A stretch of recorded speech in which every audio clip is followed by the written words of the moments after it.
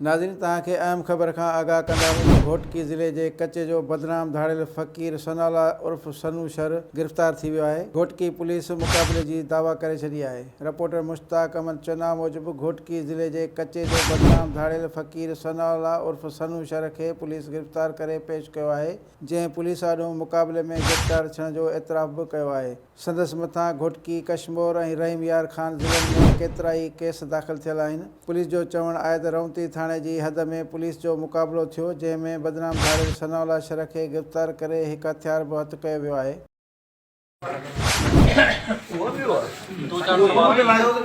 इसकी आंखें बंद करें, बाकी चेहरा तो उसका खोले ना, पता तो चले। ये जमान इसके सब पहचानते हैं।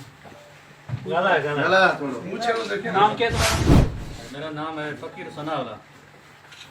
कहां से किए तारुफ करेंगे थोड़ो बुधाइन आवाम जो छा बुधाइन थोड़ो फकीर पांजो तारुफ करा। तारुफ मुझो यो आहे त मां मज़लूम आवाम जो तर्जुमान फ़क़ीर सनाउल्ला शर ॾोहनि जी तो अख खोलो ना दुनिया जेका आहे न, हिकिड़ो मिनट, उहा आऊं छॾणु थो चाहियां।